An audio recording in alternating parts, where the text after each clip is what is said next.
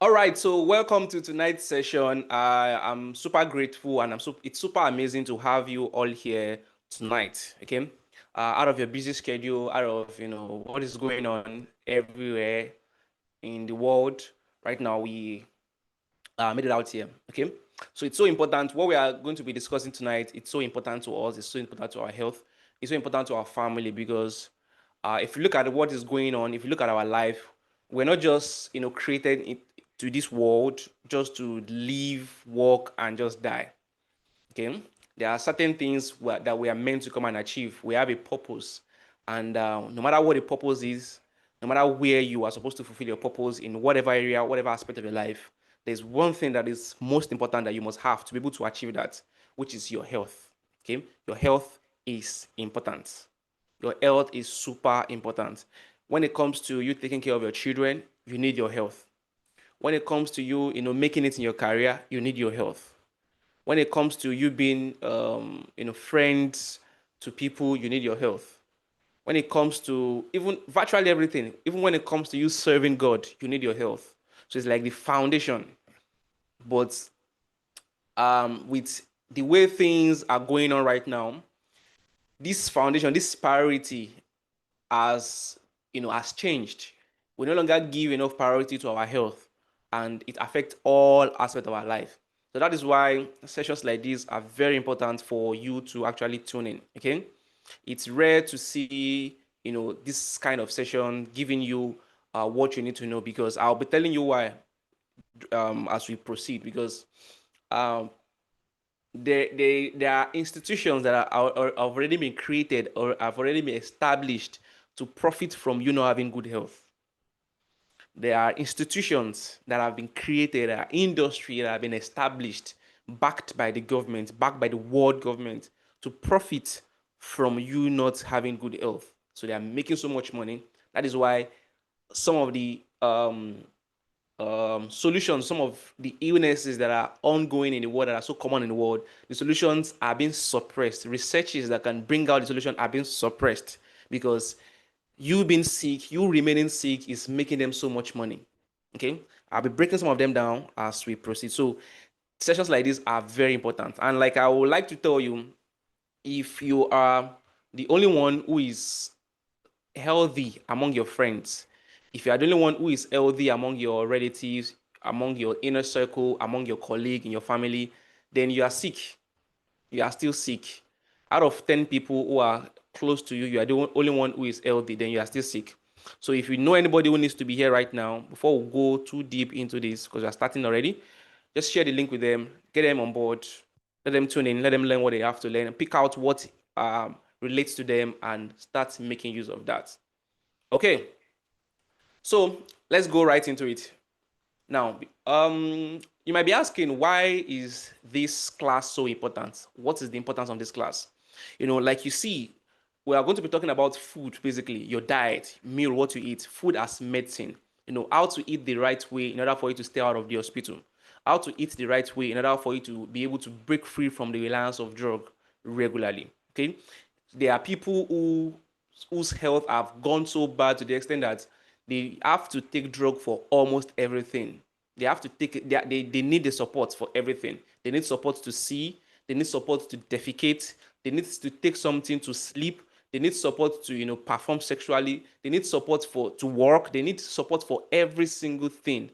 And that is not what we are created for. God did not create you to come to here to just come and be taking drugs. So that's one of the reasons why this class is so important, because we found out that the most fundamental, part of our treatment, part of our recovery, the most fundamental part of our recovery is our diet. No matter what you do, no matter what drug you take, no matter what medicine you have, no matter what solution you are exposed to, no matter what treatment you get, if your diet has not changed, you are just joking. And there's no so much awareness on our diet. That is one of the things we're going to be breaking down tonight. Okay, so diet is your number one killer, is our number one killer. That is one of the things that is making us live short or live or die abruptly. Diet.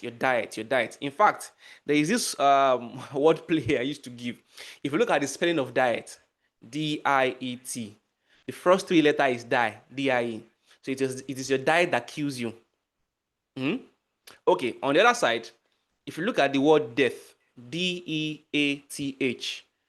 if you take away the D at the beginning, letter D at the beginning, you throw it away, and you take letter H at the end, you throw it away as well.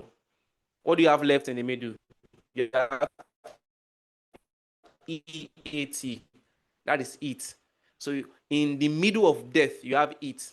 So you can either eat yourself to letter H, that is health. So what you eat is what determines your life. What goes into you, this mouth is a gateway. What goes into your mouth and even comes out of your mouth determines how long you will live. Okay, so what goes into your mouth and what comes out of your mouth. Now, we are going to be talking more about what goes into our mouth. But before I go into that, let's just briefly talk about what comes out of your mouth. People do not know that as much as you might be exposed or you might have access to proper health care, if what comes out of your mouth is so negative, it affects your health. Okay? You have to speak positive every time. There are people in Nigeria who do business in Nigeria. You are based in Nigeria. You make your money in Nigeria. And every day you curse Nigeria.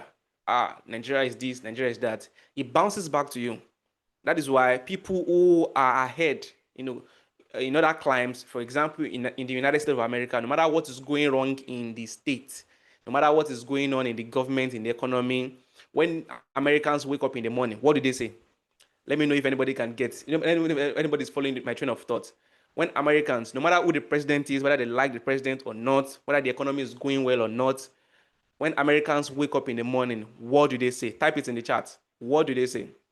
No matter what is going on, whether they are bombing another country, thank you, God bless America.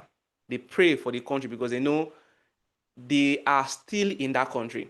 So whatever happens to the country will definitely affect them. But in Nigeria, what do you do when you wake up in the morning? Throughout the day, some people curse Nigeria, you curse the government, you curse everything about Nigeria a million times before the end of the day. It bounces back because in physics, there's this saying, there's this law that energy is neither created or destroyed. So it's what you throw in that the energy, that the universe bounces back. So if you throw in negativity, it will bounce back negativity to you. So what comes out of your mouth is important. There are people who tell their children that, oh, this is my children, you've tried this sickness, just leave it, let it kill me. Is that sickness that will kill that person? As long as you are still breathing, you can't lose hope. As long as you are still breathing, the only people who are allowed to lose hope are people who have given up. As long as you are still breathing, there is still hope. You have to keep up that hope. So that is that about what you say or what comes out of your mouth. Now let's talk about what goes into our mouth. Okay, you see, in case you do not know, your food is your slow poison, and slow poisoning is deadlier than even quick poisoning. Okay, because you don't know that this thing is killing you and you keep on eating it. Now, do you know that so many of the food? Please follow my train of thought. So many of the food we are eating currently right now in these modern times have actually been recreated. That is not what God actually created. Do you know? Most of the food you even call healthy foods that we eat right now, most of the fruits we are eating, most of the foods, staple food, all of these have been recreated over time. Some of them are genetically modified. Some of them were, recreated through selective breeding. Some of them through industrial agriculture. Mm? Let me give you an example. Do you know that banana, the original banana that God created, that our creator created, has seed? The seed in wild banana, real banana, is bigger than the seed inside orange. Hope you know. The seed in the banana that God created himself has seed, hard seed, that is even bigger than the seed inside orange. Hope you know. It was recreated over time through selective breeding so that you can enjoy banana that does not have seed. So this recreation has affected the composition, the benefit that God has placed inside this banana for human being. So we're no longer getting that thing anymore. That's one of the reasons why we have all of these sicknesses. I'll give you another one. People that eat wheat, people react to wheat because of a certain protein in it, whatever. Okay. Do you know that most of the wheat we have right now, in fact, I can even say all, they have been modified. Some of them are genetically modified because wheat, the original wheat God created, was smaller. So as for farmers to make more profit, scientists, modified it to make it bigger so that the farmers put in the same effort but get more produce, more harvest at the end of the year, at the end of the season. So they make more. So by doing this, the way God actually created it has changed. And the benefit we're supposed to get from it naturally, the ailment they are supposed to cure, the nutrient we're supposed to get naturally has been altered. The gluten quantity has been, the gluten level has been altered. Now we are facing problem. I'll give you my examples if you don't know. Do you know that tomatoes, tomatoes, the original one that God created used to be smaller. Tomatoes are not as big as what you have right now. The real original tomato, the original official tomato, used to be smaller than what you have right now. You see? And with this small tomato that God created, it has more lycopene. There's lycopene inside of tomato, which is one of the benefits of tomato. It helps for prostate issues and etc. But it has been modified. So now modern tomatoes are bred for size. They made it bigger. They made it have a longer shelf life. Tomatoes get rotten faster. The original one that God created gets rotten faster than what you have right now.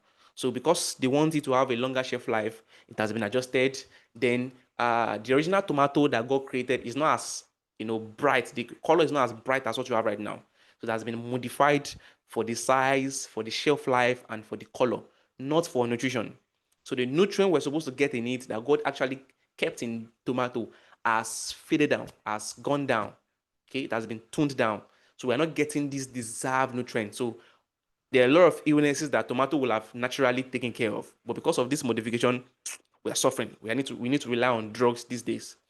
I'll give more examples in case you don't know. It might shock you, but do you actually know? This is crazy. Carrots. How many of you know carrots? Of course, everybody does. Carrots used to be purple in color. The carrots that God created Himself, that God created, is purple in color. You know, it was until around 16th century. It is the people from Netherlands, the Dutch, that invented carrots that has orange color. Carrots originally used to be purple, deep purple, purple, purple to orange color. Look at the gap. It has been altered. Now, the phytochemicals that are in carrots that were supposed to get that got created into them has reduced, and the sugar content in carrot has increased. Even apple has been modified. Rice has also been modified. Rice used to be higher in protein. I know it might shock you because when we talk about rice, what comes to your head is, yeah, somebody's saying it here. Okay. Okay. Says you can see purple carrots a lot in Germany during Halloween. Yeah. Original carrot is purple, not orange. Okay. So when we're talking about rice, what comes to the mind of everybody is carbohydrate. Do you actually know that the original rice that God created has higher level of protein than the rice we have right now?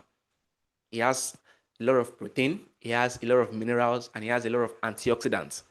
But modern day rice has been, polished and is now more starchy, and the nutrient that God actually put in it has been stripped off. The rice used to have a lot of magnesium, a lot of zinc, zinc that helps the eye, zinc that helps sperm production, zinc that helps testosterone, zinc that helps prostate shrinking. All of this used to be in rice. Rice used to have B vitamins in a large quantity before. And because of this composition, rice, it might shock you, rice used to help regulate insulin, but now it's doing the opposite. Modification. So most of our modern foods have actually been beautified or sweetened or modified in order for them to make more profit. And in this process of this modification, we have been robbed off of the compounds, the fiber, the mineral that we're supposed to get from this food in the first place. So we may not have the power to change this, but upon all of this, after all of this, some of you still choose to now eat unhealthy. Like we're already losing the game 2-0 already because of this modification that you don't have power to change. We're already losing already. So you have to do what is in your own capability right now to reduce the effect by also trying as much as possible to eat healthy. Stop this unhealthy eating habit. Almost everybody knows what they are doing because you are setting yourself up for chronic illness. And when chronic illness crops up, you will wish you could turn back the the clock, turn back the time to 2 years ago, 3 years ago when you were making that bad choices. But no, okay. Once you go through surgery, you've been operated, your body can never be like what God created. Spare parts cannot be like Folocom. That's just it. Okay. So let's do all in our capability to, reduce, to minimize the consequences or the side effect of, eating unhealthily. So we need to we need to try harder. Okay, because to an extent we are all trapped. Look at the foods I mentioned now. There are a whole lot of them. Look at the food I mentioned. Okay, do you even know that cassava is not a Nigerian food? I hope you know. Let me just digress a bit. Cassava is not ours. We just embraced it. Cassava is from Brazil. Cassava is originally from Brazil. Hope you know. Cassava is not a Nigerian food, so Gary is not your food. Stop claiming Gary. Okay. All right. So let's proceed. Now, um, let's talk about eating to heal yourself, because I know there are people that when they hear eating to heal, how to heal yourself with food as medicine, the first thing that comes to their mind is starvation. Oh, they'll be telling me to stay away from this food. They'll be telling me to starve myself. No, no, no, no. Eating to heal is not about starving. It's about eating smart. Please pay attention here, because this is where a lot of people, so many people are making that mistakes. Eating to heal is not about starving yourself. It's about eating smart. There's something we call metabolic intelligence. Metabolic intelligence, eating smart. Now, do you know that when you eat, your body also needs energy to digest your food? Your body has to burn energy. Your body needs that energy to digest your food. And the more food you eat, the more energy your body will need to digest that food. So at some point in time, when you eat too much than what the body needs, the body will be, putting all the focus and the attention that you should use on other parts or other aspect of your health, maybe to heal you, to grow your body, to develop your body. It's putting so much of that attention and that energy into always digesting your food, and other part of your body that needs that attention will be suffering. So your body needs quality food, not quantity. Quality over quantity. Your body prefers small portion of food, because if the food is small in quantity, your body won't burn too much energy to digest it. You need just small portion of food, but that small portion of food should be nutrient dense, should have a lot of nutrients. Small portion, but high nutrient, because it helps your body, burn lesser energy in processing the food and also get more nutrients. So the effort is going to be low, but the benefit is going to be high, because the food is small. The effort your body will need to break down that food is going to be low, but the nutrient is going to get from it is going to be high. So small portion of food, but nutrient dense food. Small portion of nutrient dense food. That's what you need. Pick that out. Okay. So now, ideally, you can eat just once or twice a day. I know I'm shaking some tables. Some people, uh, some people eat 3 times a day. You've been told to eat 3 times a day. I will shake this table tonight. You can eat just once or twice a day. That is how our body is created. That is what our body can take, actually, ideally, once or twice a day. If you're eating once or twice a day, you will live longer than people eat 3 times a day. I hope you know. If you eat once or twice a day, you will live longer than people who eat 3 times a day. Now, the twice a day should be, the first session will be mid-morning. Mid-morning around 10 o'clock. That is when you eat your first meal. 10 o'clock, 10 a.m. And the second one will be around 6 p.m. when the sun is setting. Okay, so eating 3 times was a social construct. It's not what your biology needs. It's not a biological need. It's just a social construct. Some people out there, programmed us to start eating 3 times a day because of something they're going to gain.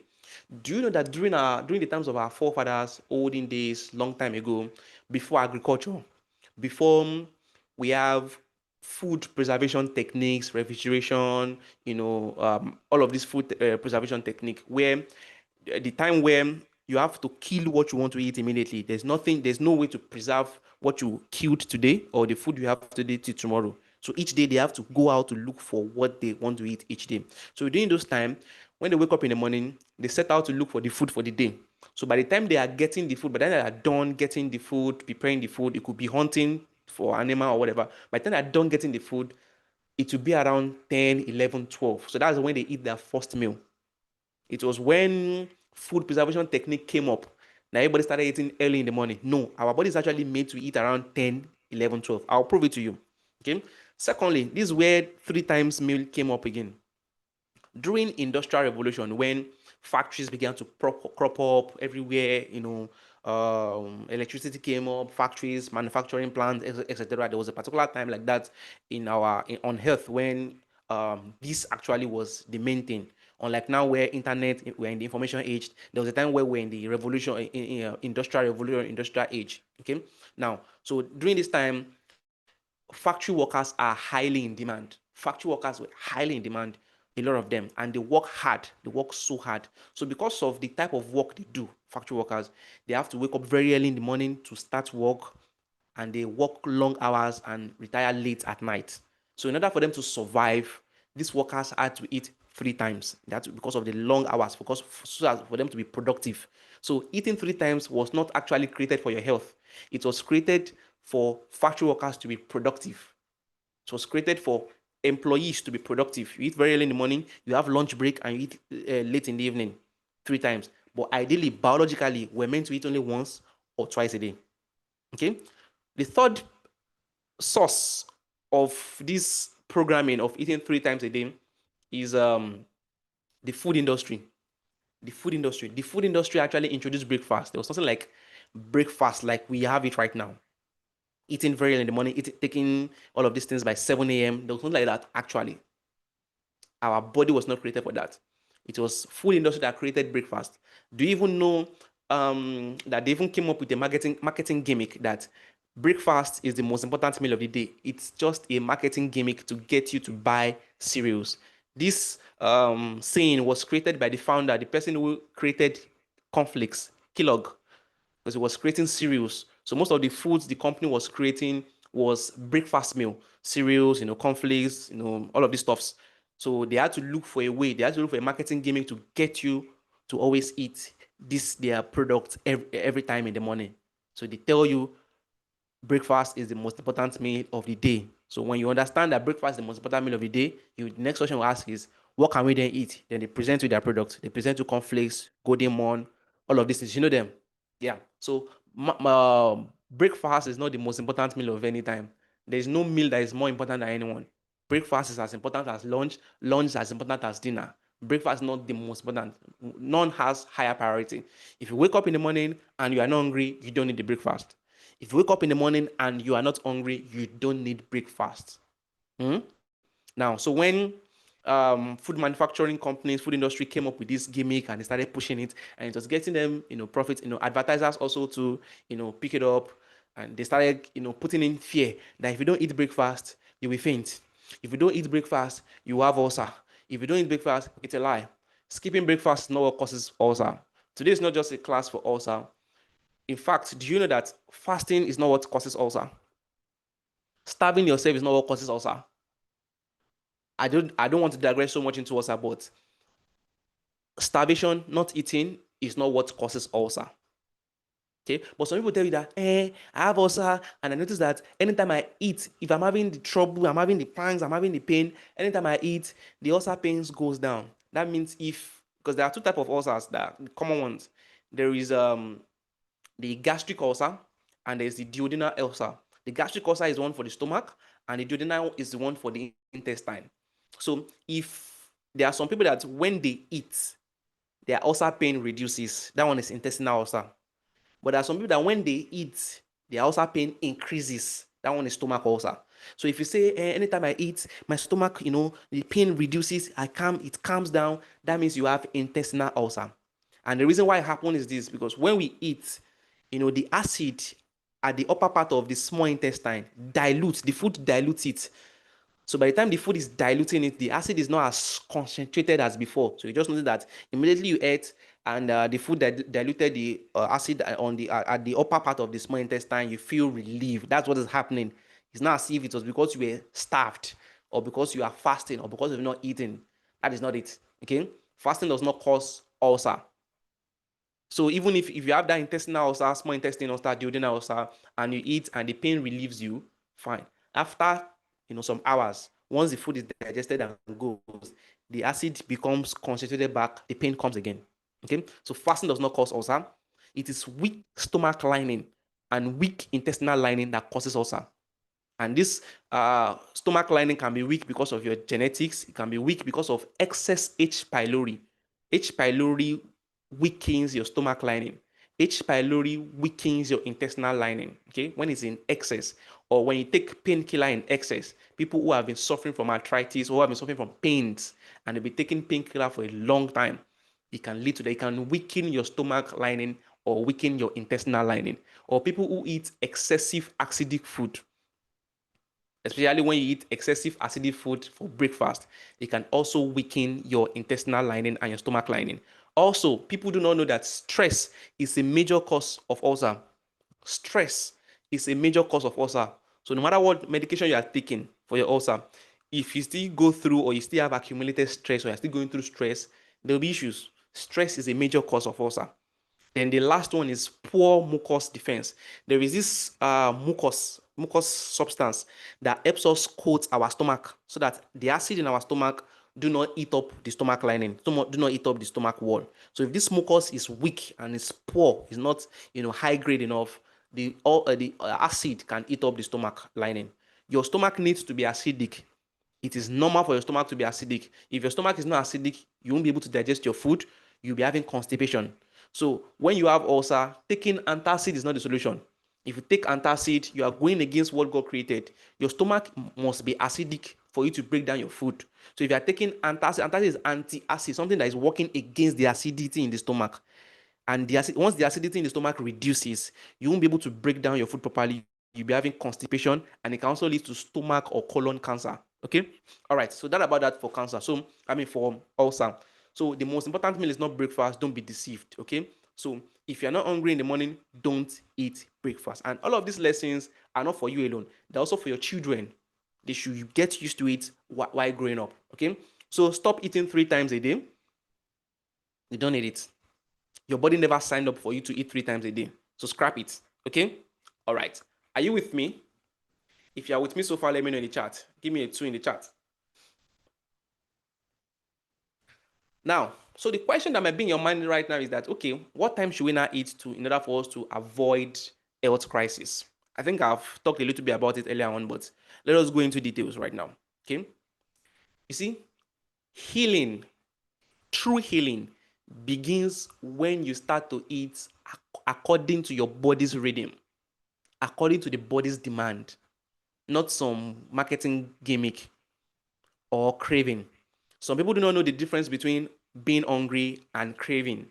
Hunger and crave, they are two separate things, and one can kill you. Hunger is natural. You are meant to eat when you are hungry, genuine hunger. But most of us don't eat when we are hungry. We eat when we crave. You crave for things. So how can you differentiate? Basically, genuine hunger, when you have genuine hunger, real hunger, if you drink water, it won't subside. But if you feel hungry and you take water and it subsides, you are not genuinely hungry. You don't need food. Just continue. Just take your water and continue your activity. Secondly, if you are genuinely hungry, or if you think you are hungry, if you have that feeling of hunger, try to distract yourself either with work or with something or with something entertaining or whatever, or with work, anything. If the distraction makes you forget about the hunger, then it was not hunger, it was a crave. But if you have genuine hunger, no matter the distraction, it will still remain there. It will persist. Okay? I think the house is full. We can only take 100 people.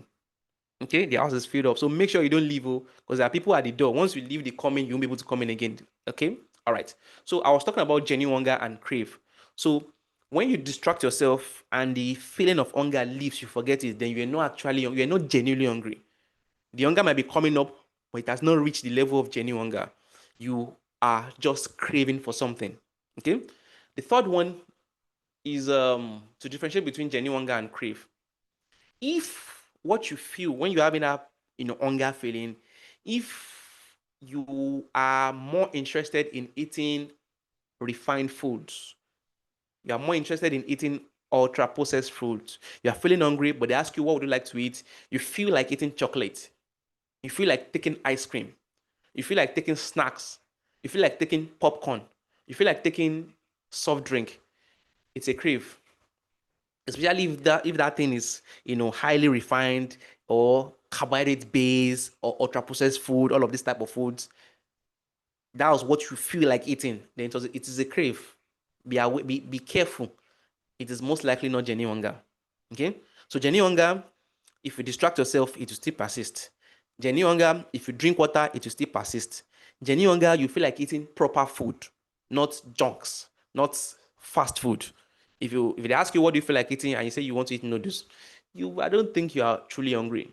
But if they ask you what you want to eat, you say you want to eat beans. I think you are hungry. If they ask you what do you feel like eating, and you say you want to eat vegetables, you want to eat, real food, then probably you might be hungry. Okay, all right. So, like as I was saying, you can thrive on 2 meals per day, 2 meal per day, mid morning and sunset. Mid morning around 10 and sunset around 6 7. Okay, and make sure you don't eat too late. Make sure you don't eat too late because your digestion slows down after sunset. As the sun is setting, digestion is slowing down as well. So if you eat after sun, that's why I think Muslims break their fast around 7. Anything after that, you are signing up for problem in the future. All right.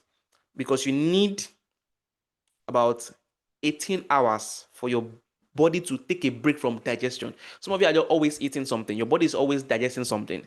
If you eat your dinner by 6 p.m., your next meal could be 12 noon the next day. That will take you to about 18 hours. That means your body is taking a break. After it has digested the meal you ate by 6 p.m. today, your body is going to rest. Your digestion is going to rest until maybe 10 a.m. or 12 noon the next day. It gives your body, the chance to be able to focus its energy, its attention, its, all of this to other part of your health, to healing you, to fighting disease, to boosting your immune system and all of this. Okay. Not when you keep on eating every time and your body is, trying to, walk in between digestion, because digestion takes a lot of energy. Digestion, that's why sometimes when you eat, you sleep. That's how heavy. That's how high. That's how digestion is high, energy demanding. Yeah, that's how digestion is energy demanding. You will finish eating, especially in the afternoon. You sleep off. Energy digestion requires a lot of energy from your body. So when you eat something, your body shuts down other part of the body to focus on digestion, and all of this other part needs the body's attention. So that's why you've not been healing. Even though you've been going through the therapy you should go through, you've not been healing. Okay, so twice a day. Now, talking about eating in the morning, the reason why you should eat by 10, some of you might be asking is this. Do you know that when you sleep, your body starts to reset? Your body starts to reset when you sleep. It is during the period when you sleep that the brain has the chance to detoxify. Your brain cannot detoxify when you're awake. It can only detoxify when you sleep. So your body starts resetting. Your body starts resetting. Testosterone levels start resetting. Resetting. Your hormones start resetting. Now, between 4 a.m. and 10 a.m., 4 a.m. and 10 a.m., your body is highly focused on flushing out toxins. Pay attention to this. That is why some people who have been on our camp, you take your anti-lipid by 6 a.m., okay? Between 4 a.m. and 10 a.m., your body is highly focused on flushing out toxins. Okay, that is why if you are the type of person who doesn't defecate between 6 a.m. and 8 a.m. in the morning, you are already sick. Let me take that again. If you wake up in the morning between 6 a.m. and 8 a.m., you must be pressed. Not an option. You must be pressed. If you don't get pressed between 6 a.m. and 8 a.m. every day, I'm not talking about urinal, defecation. You must visit the toilet between 6 a.m. and 8 a.m. Because if you are not visiting the toilet between 6 a.m. and 8 a.m., that means your body's detoxification power is dead. And anything that goes into your body can kill you. That means you're already sick. Not until when you are down, not until when you are diagnosed of something. If you do not use the toilet between 6 a.m. to 8 a.m. every day, you are sick. So between 4 a.m. and 10 a.m., that is when the body starts doing this detoxification, natural detoxification. So if you eat between this period, you are going to disrupt your body's detox cycle. You disrupt. So some people eat breakfast by 7. You are disrupting your detox cycle. You eat by 8. Some people eat. You are disrupting it. So the toxins that your body should have normally thrown out of your body, pushed out of your body, you are disrupting the process, and they are being retained in the body over the years. You are now 50 years. You are 70 years. You are 60 years. You are 40 years. You are 30 years. Over the years, the accumulation of all these toxins start disturbing you, and there's no amount of drug you take As long as this toxin that is disturbing you is still retained in your body, you can't heal. You just be changing hospital from one hospital to the other. You think one doctor does not know how to, take care of you. You'll be changing hospital, you'll be changing this, you'll be buying supplements, you'll be buying drugs, you always fall sick every time, complain every time, every time. All of your money, pharmacy and hospital will eat all of your money. So do not disrupt your detox cycle between that 4 a.m. and 10 a.m. Okay? All right. Now, once it is 10, between that 10 a.m. and 12 a.m., fine, you can now eat. 10 a.m. and 12 noon, you can eat 10 a.m. or at most or at least maybe 9. Yeah. But if you start this and you are consistent with this, your body will start adjusting. You will find out that you no longer get hungry early in the morning anymore. No longer get hungry anymore. The hunger will start coming in around that 10 when the body has finished detoxifying, when it now needs new energy. That's when your hunger will come in. Okay, that is when you can now eat your breakfast. Now, during the period when your body is detoxifying, you can now take substances that can actually help the detoxification. You're not meant to eat. Before 10, you're not meant to eat. You're meant to take things that can help detoxification. That's why you take the anti-lipid tea. These are the things that can help detoxification. It's going to help the body do what it's doing. You're not doing things that will disrupt the body from doing what it's meant to do. You are taking things that is going to help. You are taking things that will catalyze, that will, help your body do this detox properly. Okay? So by 10 a.m., 12 noon, when your body has fully completed its detoxification, your digestive will be on fire. To be on fire, then you can eat. You can eat to fuel your body for the remaining part of the day. Okay? Even if you eat fruits, your body will burn off the sugar. If you've done this, your body will burn off the sugar in fruits, burn it off. Okay, real quick, and you won't have any spike in your blood sugar. Okay, then in the evening, by sunset, in the morning, your body does detoxification.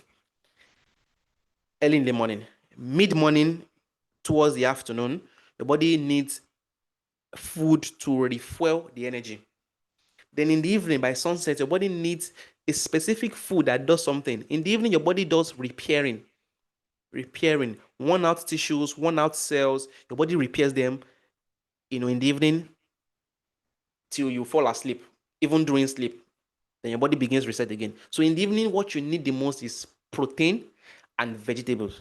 These are the food that assist the body in repairing the cell. It is not by 6 p.m. that you want to take your dinner, you're not taking one big bowl of eba and small soup. Very little soup with big bowl of eba. That affects Yoruba the most, Yoruba tribe. They don't eat soup. I think people from the eastern part of Nigeria, they still eat soup more than Yoruba. If you want to try it out, go to a Yoruba restaurant, buy eba or buy all of these swallow foods. Just buy a little quantity. You will keep on going back to the person to give you soup. They won't give you enough soup. Yoruba don't eat soup. But Eastern, go to Igbo restaurants and you buy all the swallow. You won't finish the soup. They'll give you more soup than the swallow. So the soup. So in the evening, you need protein and vegetables. A lot. So if you're going to take carbohydrate, it has to be very little, has to be very small. Very little and very small. Okay, so that the 2 periods when you eat the most. Okay, so twice. Now, another benefit of eating twice is that, I don't know if you have been paying attention, it's going to save you cost. It will save you cost. Not just cost on food. Of course, it will save you cost on food because you're not buying or paying so much for food anymore. It will also save you cost on health bills because you won't be falling as sick as you used to before. So all of the money you used to spend on hospital bills, spend on drugs, can be used for something else. Now, talking about health bills, the food, I want you to write this down. The food you eat today will determine the drug you will have to take tomorrow. So anytime you want to eat anything, just remember that the food you eat today will determine the type of drug you take tomorrow. Will determine the type of sickness you have tomorrow. Will determine the type of hospital you have to go tomorrow. Will determine the kind of specialist you will need to see tomorrow. So what are you eating today? Are you eating the forbidden foods, noodles, spaghetti, bread, oily food, acidic food, junks, flour? Remember, it could be sweet, but it will determine the type of sickness you have tomorrow. So when the sickness comes, don't say it is a spiritual attack. You've been taking all of these junks right now, soft drink. When the sickness comes, that is when you remember God, start running out in churches and be praying, and the problem will not go. It's not as if God is not listening to you. But what is causing the problem? You're still taking it. You've gone to church, somebody had fibroid, gone to church, they pray. They go back home in the evening. Because the prayer was a marathon prayer, she was hungry after praying. And they had a revelation that, mommy, your fibroid, the fibroid problem has been conquered. Okay, and she's happy. She got home because of the marathon prayer. She was very hungry. The first meal she ate was bombarded with bouillon cubes with Maggi. Maggi is one of the major power behind fibroid. So after 2 weeks, 3 weeks, 1 month, 1 year, this thing is not going. But I had a revelation. They said, I've conquered this thing now, but it's not going. Because most of the things that are causing this problem, you are still doing them every day. So the problem cannot go. Okay? So the food you eat today will determine the type of sickness you have tomorrow, will determine the type of hospital you have to go tomorrow, will determine the type of drug you take tomorrow. And now people are scared of their old age. Almost everybody is scared of their old age. Government is not going to take care of you in your old age. I don't know what country you are, but what we can see, government is not taking care of anybody. Am I correct? Your church is not going to take care of you, no matter how much you serve your church. Your church is not going to take care of you at your old age. Forget it. No one has your time. Your family is not going to take care of you. Forget it. Your family is not going to take care of your children, even if you pass. They will make promises on the funeral that will take care of the children of the disease. It's a lie. Have they even taken care of their own children? Nobody's going to take care of anybody with what is going on in the world right now. Worst of all, your children might not even take care of you at old age. That's a fact. We've seen a lot of experiences like that. We've seen people, embarrassing their parents when they come to the clinic, when they, that they can't even touch their parents. What happened? Their parent is sick. They brought their parents to the clinic. They will say they can't touch their parents, that their parents, the one was saying her mom was smelling, that she can't touch her mom, that the nurses should come and help, carry her mom, that she can't touch her mom. And the mom started crying. All of this. Your children are not going to take care of you. But when you die, they will spend all of the money that was supposed to spend on your health, on your funeral. Nigerians love party. Ask anybody who is invited to any funeral, maybe this weekend. You might not ask them directly, but it's just to open your mind. Ask them, this person we are coming to the funeral, what actually killed the person? How old is the person? 70 years. What killed the person? You will find out that some of them were actually giving bills in the hospital to take care, to help them treat the parent or the person that died. They will tell you at that particular moment that there is no money. They've done everything, there's no money. And the person will die. When the person dies, I don't know where the money always come out for the funeral. The money will come out in multiples. People are dying because they didn't have 500,000 naira to treat them. But when that person died, they are spending 5 million on the funeral. The amount they paid for the casket was even enough to take care of that person. But when the person was alive, they will say there's no money. Church will say there's no money. Family will say there's no money. Children will say there's no money. But when the person died, money will come out from loan, from this and that. So nobody's going to take care of you. But you have a saving grace. There's only one person who will take care of you. Do you want to know? There's one person who is guaranteed that person will take care of you. It's not God, though. It's a person. God will take care of you, of course, but that person is a human being. Is guaranteed. That person is guaranteed to take care of you. Do you want to know? Do you want to know that person so that you can find that person now? It's not me. It's not Dr. Ayo. Do you want to know that person that is guaranteed to take care of you when you are old? It's guaranteed. It's your younger self.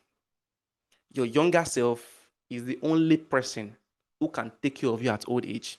You right now, you are the one to take care of yourself at your old age. So it's the choices you make today that will determine what your old age will look like. All right, so let's talk about some dangerous beliefs about food and health. Okay, I hope you are gaining value.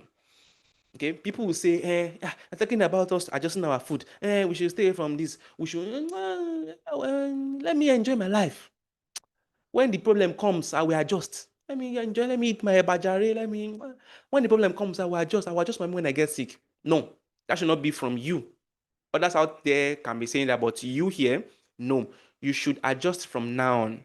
From this night, if you've not had your dinner, though it's late, if you're still planning to have your dinner tonight, start from tonight. Don't procrastinate. You don't know why you are getting this information right now. It might be that thing you're about to eat today, or that thing you're about to eat tomorrow, that is the last straw that was planned to break your camel's back.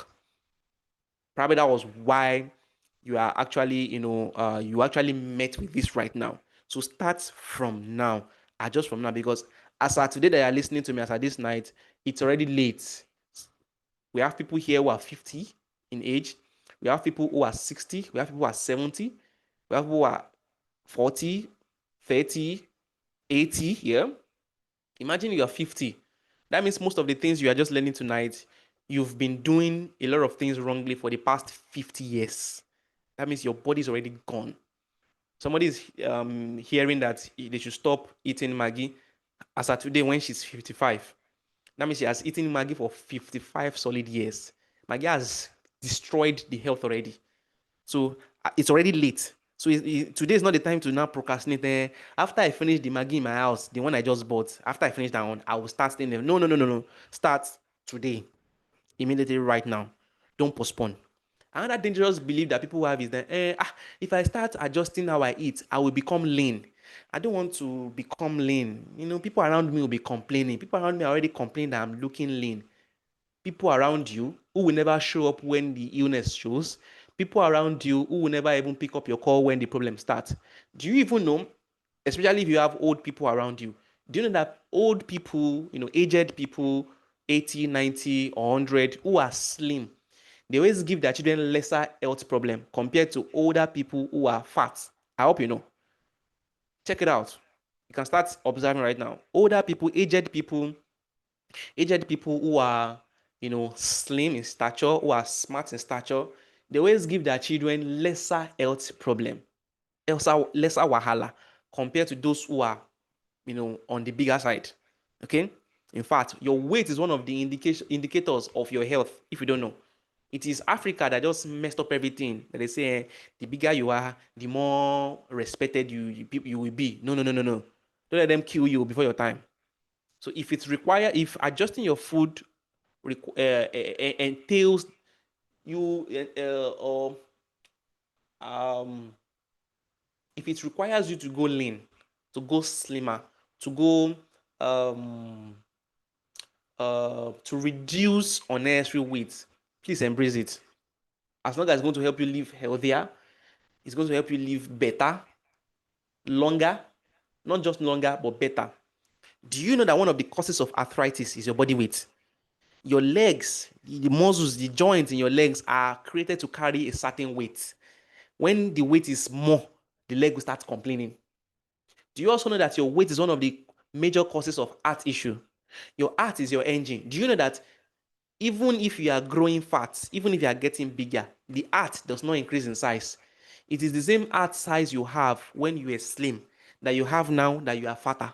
Your heart does not increase in size. So the fatter you get, the bigger you get, the more workload you are putting on that heart. So some of you, your heart is like the engine of a motorcycle, but you are carrying the body of a truck. So imagine you putting the engine of a motorcycle in a truck. It can't even start, it will blow off. That's what is happening. So before you walk 5 minutes, you're already gasping, you're already breathing, you're already panting. Before you do anything at the office, at your place of work, 30 minutes, you're already tired. Your heart is going growling. So if it needs you to go slimmer, do not listen to what people will say. As long as you are focused on your health, as long as you're focused on what will make you live longer, and not just longer, live well, live better. That is it. Some people will tell you another dangerous belief or something you might hear. Okay, let me just go through the comments here. I can see somebody saying something here.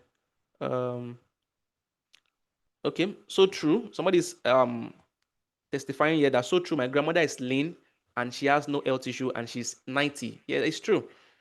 People who are slimmer at their old age, they always have lesser problem, and their children always enjoy them because they're not always calling them to take them to the hospital every time. No, no, no. Unlike those who are, on the big side. All right, some people tell you, boy, Dr. Yo, now something go kill a man, Jare. Go kill a man. Let us eat our life. But from experience, let me tell you really from experience, this type of people that will tell you something will kill, something will kill man, Jare. Yeah, is it not 6 feet? Let us enjoy our life. They know they drink beer for heaven. They know they chop meat for heaven. Let us enjoy our life, Jare. It is this type of people that rush to the hospital when that something shows up. That's something that will kill a man. When it shows up, they don't wait. They don't allow you to kill them. They will deceive you when you're having fun. Something will kill a man. Let us enjoy our life. But when this something shows up, they rush to the hospital. Some of them even force one of their children to be a doctor so that they can have access to him whenever there's an emergency. So it is true, of course. They are not lying. It is true. Now, something will kill a man. Something has to kill a man. But that something shouldn't be something that you can avoid. That something shouldn't be something that you cost yourself. Okay? A problem that should have been avoided with wisdom should not be let to be solved with prayers. There's so many things a lot of people are praying for right now that common wisdom, common sense could have solved it. Common sense could have prevented it. But most times we do not apply that at the beginning stage. Then when the problem shows up, we now start praying and it feels as if God is not answering us. Okay? So don't go with those who say something must kill a man. Adjust right now. Okay? Again, breakfast is not the most important meal of the day. It is a big lie. Now, when you start all of these adjustments, you start noticing changes. Sometimes resistance might even show up. Your body might resist. No, you used to eat every 3 times a day. You used to eat by 7 a.m. before. You are now cutting it out. There will be some changes. You might feel increased, increased hunger. You might, your body might feel somehow. You might feel feverish. Just persist. Just persist. Just persist. Your body is meant to listen to you. It will eventually listen to you. Let me tell you a story. I'm wrapping it up right now. I want to tell you a story to expose something to you, to expose how people who have programmed us, how they do all of these things. Do you know that in the 70s, Nestle, Nestle, one of these big companies, they were trying to actually market coffee to the Japanese. People in Japan, Japanese, they're trying to market coffee to people in Japanese. But Japanese were not actually buying, they were not selling. Japanese were not buying, and Nestle was not selling that much. They were not making profit. Okay. So when they did their research, they found out that Japanese preferred tea.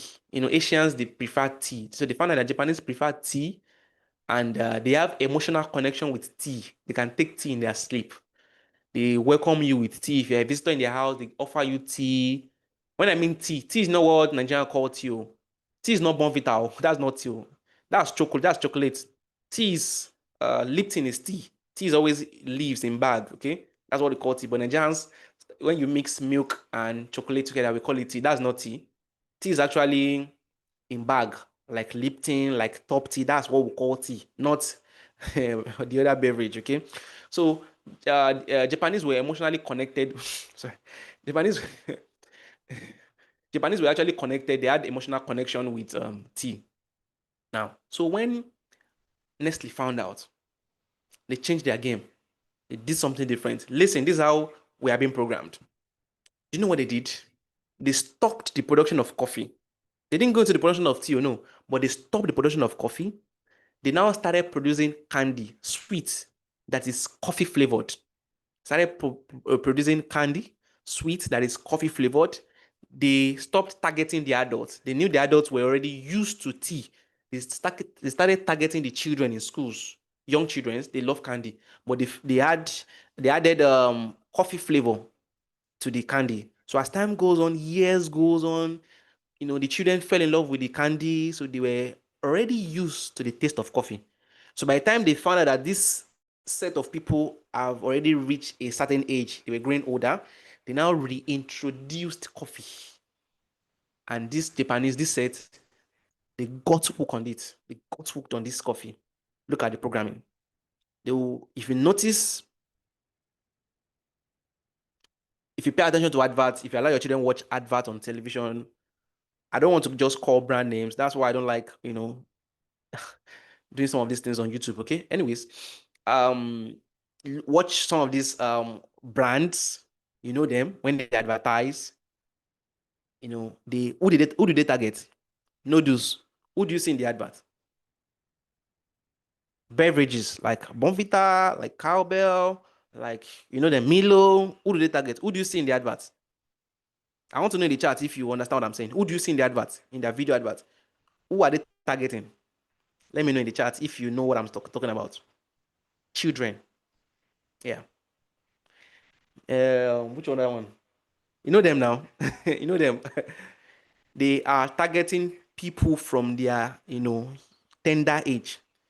And other people they target, if you notice, pay attention very well, you will see two sets of people. The children and who? Let me know if you have been paying attention. Children, fine, you are correct. And who? Who else do you see in their advert again? I'm in the chat. I want to see who is going to get it.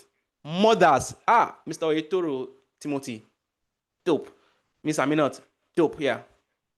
We target children and mothers. Why mothers? Mothers are the one that make the buying decision for the type of food the children will eat. Fathers don't really get involved with that. Fathers get involved with something else. So mothers are the one that go to the grocery stores, so they're the one that make that buying decision. Do you also know that maybe another time I will expose that one to you. I'll just say it briefly. Even grocery stores, supermarket, there is a psychology to how they arrange what you buy. There is a reason why they keep some items at the lower part of, some items they keep at the middle part of the shelf, and some items they keep at the upper part of the shelf. It's not just coincidental. It is studied. They do it. Do you also know there is also there's also a technique being used by some of these supermarkets. Maybe another time we'll talk about it more. There's a way supermarkets have been arranged such that if you notice, you will never find a clock in any supermarket. Clock, never.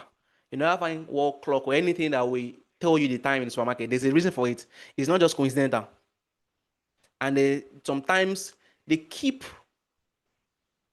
items that people buy the most. They keep it farther away from the door. If we maybe after today, we start paying attention to them. Keep items that people come for the most, that people buy the most, they are fast selling products. They don't keep it close to the door. They keep it farther from the door, or the furthest from the door, so that you have to walk through the entire supermarket to get it. So while you're walking through the entire supermarket, your eyes should be seeing other stuffs and things you didn't plan to buy. You start buying. They know you are coming for detergent. Let's say detergent is one of it, but they won't keep the detergent close to the door. They keep it furthest, deep down, so that by the time you are going, you see dishwasher. Oh, I need dishwasher too. You see toothpaste. Oh, I need toothpaste too. You just know that by the time you are leaving the supermarket, you are buying things that you didn't even plan to buy. There's psychology to it. So they've been feeding your children with all of these stuff from young age. Why? So that by the time they are older, they'll be hooked on a sickness that they'll start buying drugs for. The food industry and the drug industry, they work hand in hand. The food industry and the drug industry, they work hand in hand. The food you take today will determine the drug you will take tomorrow. They will feed you the drugs. They will feed you the food that will make you sick so that you come and continue buying the drugs tomorrow. That is why in most countries, not all countries, it is the same body that regulates food and drug. In Nigeria, it is NAFDAC, National Administration for Food and Drug, whatever. National Agency for Food and Drug Administration Control. In the United States, it is FDA, Food and Drug, whatever. It is usually the same body that regulates food and drug. Are you understanding what I'm saying? These are secrets we don't share to the public. You might be banned because the pharmaceutical company, this is how they make their billions. Do you know diabetes is $1 billion industry? Diabetes is $1 billion industry. $1 billion. It's bringing out revenue for some country. The way Nigerian is relied on crude oil, some countries are relied on diabetes, revenue coming from diabetes. So will they ever let you know that there's a cure for diabetes? Never. So I just use this story and this analogy to show you how they play. So your children will tell you they want to eat this. You should be the one to educate them. No. You should be the one to convince them. No. You should be the one to teach them. No. Because when it happens, when the chips are down, you also be involved. So you have been programmed. Most of the foods we eat were actually intentional programming. They programmed it in our head. Most of the foods you call food right now were intentional programming. They programmed it in our head so that we feel it is food. You have been programmed to think that milk is food. Who told you milk is food? You have been programmed to think noodles is food. You have been programmed to think bread is food. Who told you bread is food? You have been programmed to think beverages, they are food. You have been programmed to think if you don't add Maggi in your food, it won't be sweet. You have been programmed to think cake is food. You have been programmed to think semo is food. You have been programmed to think biscuits, ice cream. These are what people eat every day. Biscuits, ice cream, corned beef, shawarma, cornflakes, golden morn, pizza, meat pie, soft drink, packaged juice. All of these you have been programmed to think is food. They are not food. They are poison, slow poison. Who made you think that you have to eat breakfast in the morning even though you're not hungry? Who made you think that you have to give your baby milk or baby formula? Do you know how baby formula came? Is this the same Nestle that brought about baby formula? His wife, the Nestle himself, is a chemist. The person called Nestle himself was a chemist. His wife had issue with his breast, with her breast, I mean. So when they gave birth, because he was a chemist, he had to, make up something that can, substitute for breast milk because the wife couldn't breastfeed. So when they saw that it worked, they started, marketing it to women. They started marketing it to women who had issue with their breast, breastfeeding mothers who had breast cancer or who were not lactating. That's what baby formula was meant for. But after a while, they saw the potential that if they can make all the women in the world start taking baby formula, they will make so much money. So they paid doctors. Let me take it out again. They paid doctors to recommend baby formula for you in the hospitals during those times. So hospital gets paid a commission based on the number of baby formula they can recommend to pregnant women. So when they are coming in, when they are giving birth, the doctors recommend it to them that they should take baby formula. They tell them that baby formula is better than breast milk, and people got hooked on baby formula.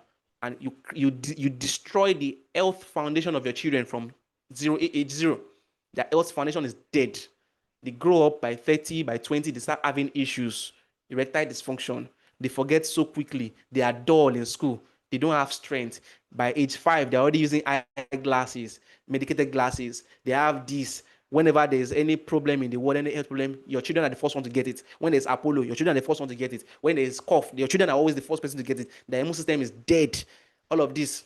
When they have issues, they find it very hard to recover. Problems, health, sicknesses that others, when they take medication in 1-2 days, they are back on their feet. Your own children, it will take them 3 days, 4 days, 1 week. They even get hospitalized because you've messed up with their health, the foundation of their health from young age. Okay, so who convinced you that baby formula is better than breast milk? Who convinced you that you must eat popcorn when you go to the cinema, when you're watching a movie? It is programming. Who convinced that you must eat popcorn at the movies? Who convinced you that you must cook jollof rice on every celebration? Christmas, you must cook jollof rice. Ileya, you must cook jollof rice. Your birthday, who convinced you that jollof rice is equals to celebration? What happened to beans? What happened to porridge? Who convinced you? Who convinced you? Who made you? Who convinced you to take coffee every time you get to your office? First thing in the morning, coffee, coffee, coffee. Who made you? It's programming. If you don't take coffee, you take beverage. Who made you believe that you have to take cornflakes in the morning? Who made you believe that you have to take tea and bread in the morning before you go to work? Tea, butter, and bread every morning. Programming. Who made you believe that vitamin C tablets or vitamin C is better than orange, taking the original orange itself? Who convinced you that you must always microwave your food? Who convinced you? Who made you believe that your refrigerator at home must be packed with colorful packaged products, colorful packaged food? You see different junks in a lot of people's fridge. Junks kept there. Who convinced you that you must have a cake for your birthday? That every time you have a birthday, you must always bake a cake or you must always buy a cake. Programming. Who convinced you that you must always add biscuits to your children's lunch pack? Who made you believe that? We are already even doing it. We've not even thought about it before. I know this might be waking some people up. Who convinced you? Who convinced that you must have a cake on your wedding day? Must you have a cake? Who made you believe that if there's no cake on your wedding, then your wedding is not complete? Okay. Who made you convinced that you must have sandwiches, must use jam, you must use ketchup, you must use sausage to make you feel as if you are, you've arrived, like you're educated, you're exposed? All of these are programming. You have been programmed to do all of this. And the earlier you realize, the better. Remember the coffee story I told you, how they were programmed. So they sell biscuits and sugary items to your children so that they'll be down with diabetes when they grow older. So both ways, they are making money. You get addicted to all of this food continuously. You might not be able to live with that. Some people, they cannot leave this food anymore. And because of that addiction, you keep on buying the food. So you are spending money in the food industry. And because of this continuous eating of this food, you get sick again. And you start spending money in the drug industry again, going to the hospital back to back. So they're collecting money from the food industry. They're collecting money from you in the health industry, back to back. Okay, someone is asking about triplets. Hold on. I might take care of that later on. Just keep that question. All right, so let's move on. I'm running up gradually. Let's talk about food preparation.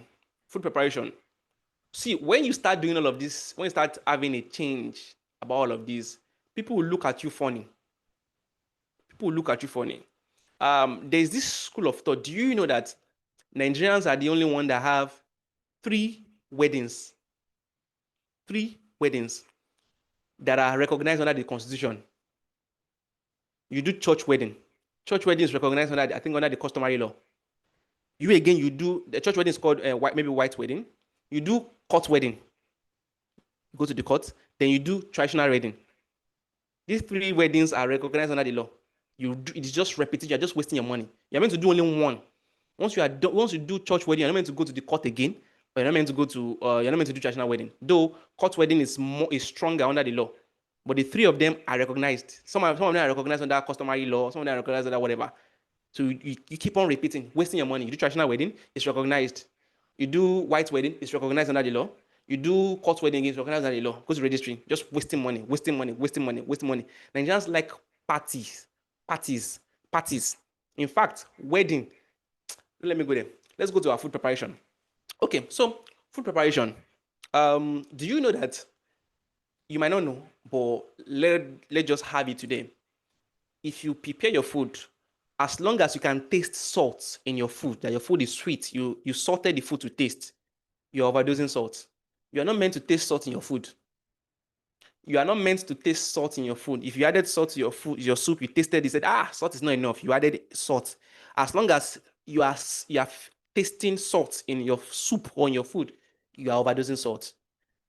In a day, the recommended daily allowance.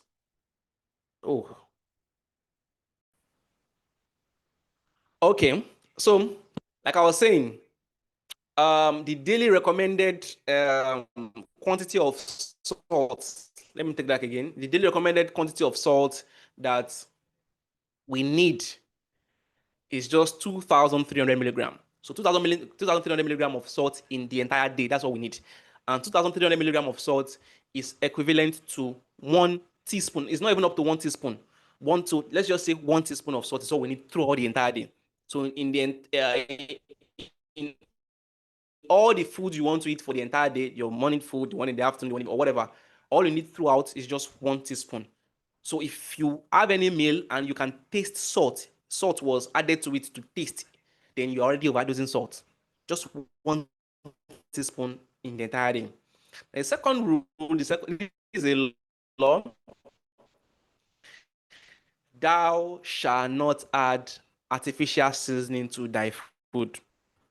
Thou shalt not add artificial seasoning to, So the artificial seasoning left in your kitchen tonight, what's going to happen to it? Tell me in the chat, all of you, the 100 people here.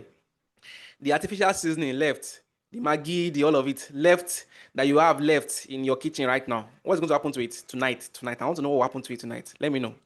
Do you want to finish that one first before you start abiding by this rule? Or, we'll try. Oh, somebody's saying we'll throw it away. Okay, fine.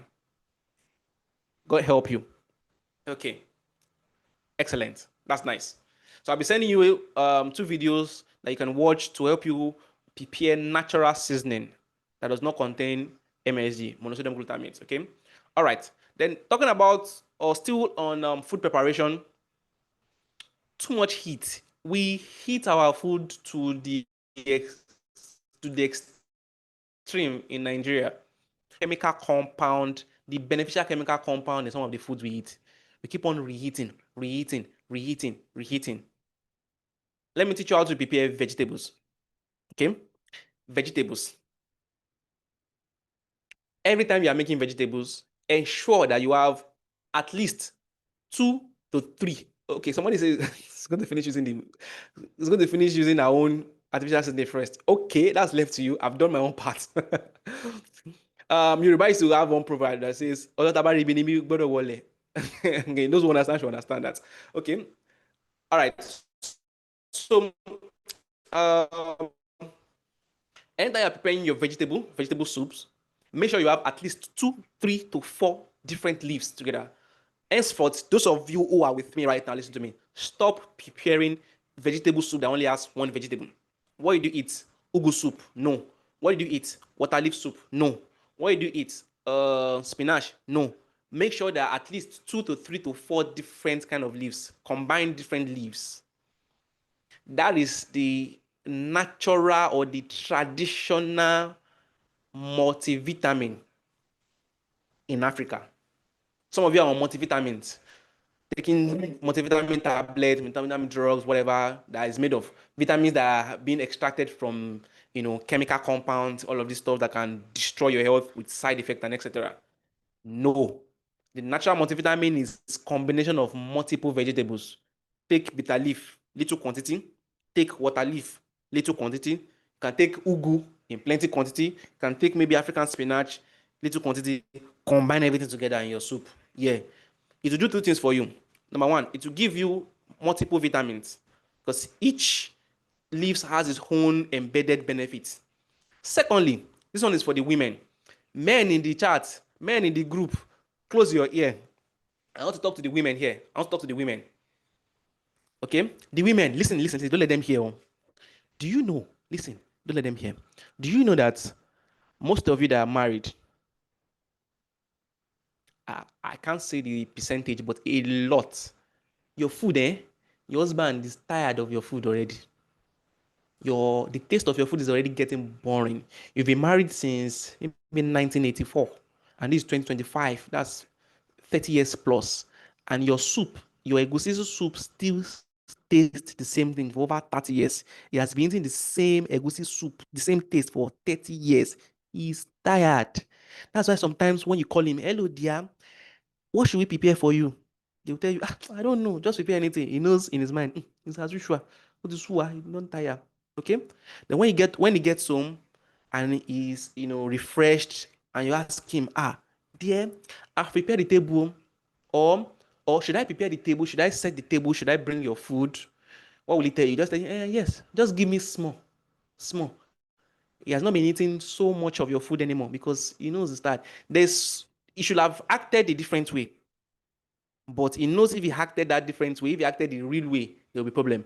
Just imagine, after going through all the stress, preparing the food, making dinner for your man came back from work, and you set the table. He came to the table, he saw the food, he was like, as usual. And he tells you, dear, I'm not feeling hungry anymore. Ladies in the building, what will happen that night? Let me know. I want to know if I'm correct. You've gone through the stress of preparing the food for him, and he came and he said he's not eating the food. What will happen in that house that night? Let me know. Fight. Wahala. So to prevent that fight, they just tell you, just give me small. Just give me small. But you notice when they go out, maybe they go to parties or they have the opportunity to eat outside, to eat somebody else's food. Not exactly their concubine, no. I'm not talking about that. Like they go to a party, a food that's prepared by somebody else, like by another party, like a caterer or at a restaurant. You notice that they eat in large quantity. They eat very well. But when they come home, they'll just tell you, maybe Opami, I'm not that hungry. Just give me a little quantity. They are tired of the taste of your food already. So this is the trick they're just giving now. Start adding multiple leaves to your food. You want to make vegetable soup today, you can use ugu leaf and African spinach, combine it together. By the time you are done preparing that soup, it will bring up another taste. Tomorrow, when you want to prepare another soup again, don't use that combination. Change the combination. You can use bitter leaf and something else, and ugu. Combine it again. It will bring different tastes. Be like, the man will start asking you, why? What is happening, my dear? You see, when your husband starts calling you with the name of the children, then you are gone. Especially people, Yoruba tribe. When your husband starts calling you with the name of your children, your husband start calling you Mama Shola, your husband start calling you Mama, your husband must always call you the name he called you the first day he spoke with you. Are you following? Your husband must always call you the name he called you the first day he spoke with you. That's your first name. And that's when love is still hot. But once your husband start calling you with the name of the children, something's already happening. So this is how to reignite your marriage. Start combining multiple leaves for him. So it will give you multiple vitamins, and it also reignites, the dining, the eating and everything. Okay? All right. So I'm still talking about cooking vegetable. That is one. So make sure you have multiple leaves. Secondly, make sure your vegetable does not stay too long on the fire. No, just cook it lightly. When you are eating your vegetable must still have that crunchy taste or that crunchy feel. I mean, if your vegetable vegetable is so, what's the purpose of crunchy? If it's like that, then you're eating the wrong vegetable. Your vegetable must be crunchy to an extent. Now, to make your vegetable crunchy, that means it won't stay too long on it. You won't cook it too much. You can make your pepper, your soup, your stew, and everything, and just just make it so light so that, in fact, you can prepare the stew, fry the stew, do everything, put everything you want to put in the stew, and once the stew is ready, stew is done. You bring down the stew from fire and you put off the cooker.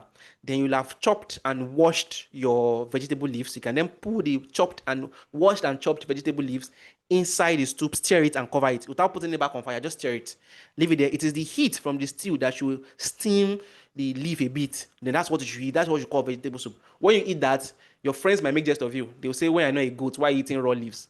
Because it is your own, because it is our own African. But when they're eating salad, salad is not always cooked, because that one is from the Western culture. We think is better. When you're being served salad, people eat it. People that eat salad, they believe they are better. But when you're eating your own form of salad, our own African form of salad, they call you a bushman. Don't mind them. Remember, bushmen always live longer than people in the city.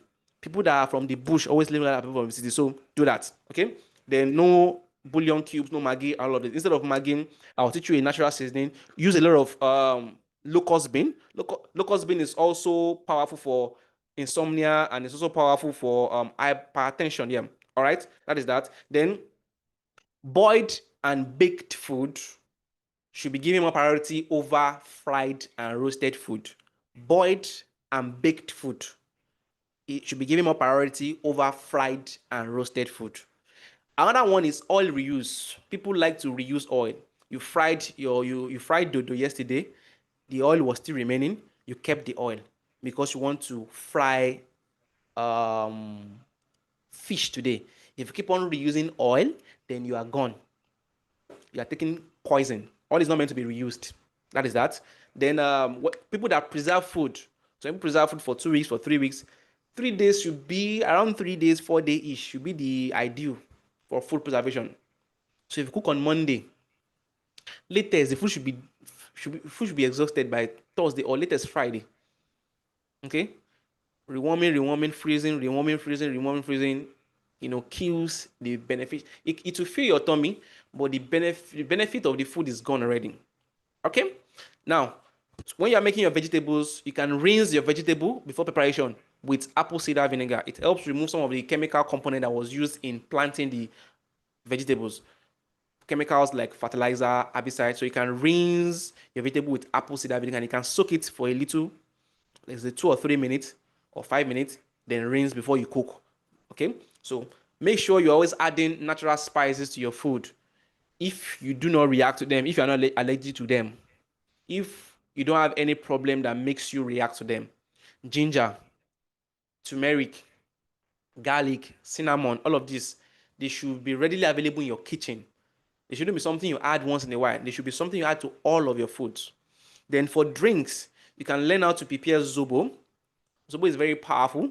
It's very healthy. That hibiscus leaf helps to relax the muscle. It helps to detoxify the tummy, and also helps to relax the arteries so that your blood pressure will come down. Then you can also learn how to prepare their local yogurts. Local yogurt is better than flavored yogurt. Then kunu, all of these stuffs. You can learn how to. I don't advise you buying them out because of the hygiene of those who are preparing it. You can learn how to prepare zobo and prepare it at home yourself and preserve it and be taking it. You can use it to replace soft drink for your children while going to school. Okay, like I said, multiple vegetables. Now let's go to food consumption. This is where I'll round up. Food consumption. Eat your food, or eat God's food. Eat original food. God's food. You know what God's food is? Natural foods like fruits, vegetables, whole grain, legumes, nuts, seed, protein, fat, water. These are what God created, or roots and tubers. Okay? Eat food that comes directly from nature, that is given by God, unprocessed and free from human manipulation. Food from the farm. Food from the farm. Food from nature. Food from the farm, not food from the lab. There's food from the lab, there's food from the farm. Eat God's food. Then when we're talking about oil, healthy oil, use red palm oil, the unrefined one. unadulterated palm oil, cold pressed coconut oil, um, locally processed and unrefined groundnut oil. You can also use shea butter to cook some dishes. You can use extra virgin olive oil, even though this is rare in Nigeria. Extra virgin olive oil, and yeah, stay away from vegetable oil. Okay, now, so eat your food, eat God's food, eat original food. That means food from nature. Secondly, that is not all. Eat this God's food as close to nature or as close to its original form. You can eat God's food that has been highly processed. Okay? Wheat is from God. They've modified wheat and they use wheat after processing to make flour. That has been modified, even though the source is from God. So I'm saying eat God's food, but when you're eating them, eat them as close to its original form. It's not enough for you to eat God's food, but you have to eat them as close to its original form as possible.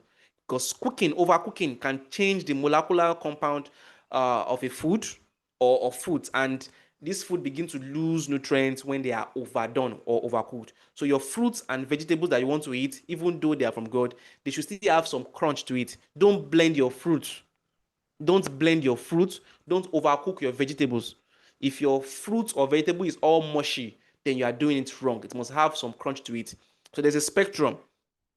For vegetable, you can eat raw vegetable. That's raw salad. That's fresh, close to what God created. Then something after that is lightly eaten vegetable. You can eat your vegetable, but lightly. It's not, it's not moderately eaten. Yeah. Then from that, going further, you can move to parboiled vegetables or vegetable cooked on high heat. That's another one. Then after that, we still have another stage. Vegetables that are parboiled, that are cooked, then preserved in the freezer, and then microwaved. That's another phase. That one is the extreme. So the first side, the first stage is raw vegetables, like salad. The second one is lightly heated vegetable. Then the next one is parboiled and cooked vegetable, that is parboiled vegetable that is cooked on high heat. Then we have parboiled vegetable that is cooked on high heat, then preserved in the refrigerator, frozen, and then microwoven or microwaved. Okay, that is the extreme. That you should avoid that. So eat your vegetable as close to nature as possible. Okay, then for fruit, we also have the spectrum for fruit. There's fresh fruit, okay, on this extreme. And after that, we have extracted juice, fruit that has been squeezed out or blended. Then we have packaged juice that have been packaged with preservatives. We have fresh fruit, we have extracted juice, then we have packaged juice with preservative, and not just that, preservative, coloring, and sugar. That's the extreme. Okay, so the best is eating your food fresh. So we have tin tomato and we have fresh tomato. These are the varieties or the spectrum when it comes to eating your food as close to nature. Tin tomato and fresh tomato. There might be fresh tomato in tin tomato, but do you know that tin tomato has flour? Do you know that tin tomato has a lot of sugar? If you are diabetic or you are trying to pay attention to your blood sugar and you are staying away from sugar, if you are taking tin tomato, you are joking. Tin tomato contains a lot of sugar. The ingredient sugar is so much in tin tomato, and it has a lot of flour. Flour is added into tin tomato, and then coloring, and then MSG.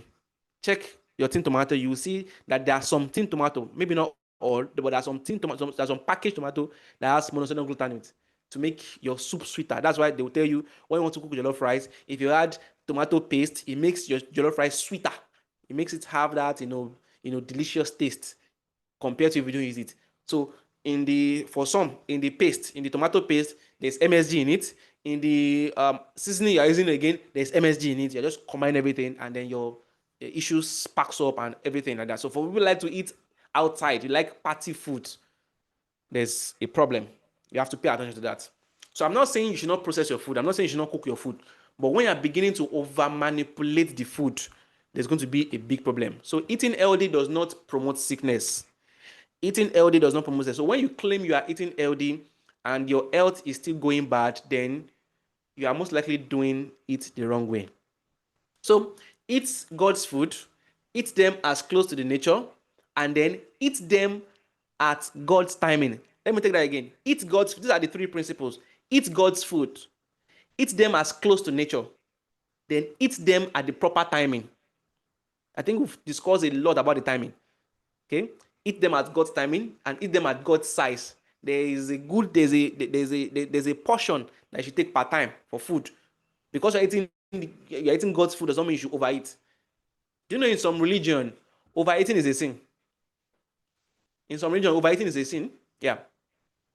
So like I said, in the morning, when your body is done detoxing in the mid-morning, when your body is done with the detox cycle, there is you need to refuel the energy by eating around 10 to 12, and then by sunset you also eat again to repair the cells. So after you eat, every time you eat, try to move. After you're done eating, try to move, walk to through, do some exercise, not intensive exercise. Just you can sit at your desk and just move your leg, do some exercises. Okay, just right there, move, make some moves. Okay, you can do calf raises. You can raise your calf while at the desk there. Then when you are eating, always slow down chewing. Slow down chewing.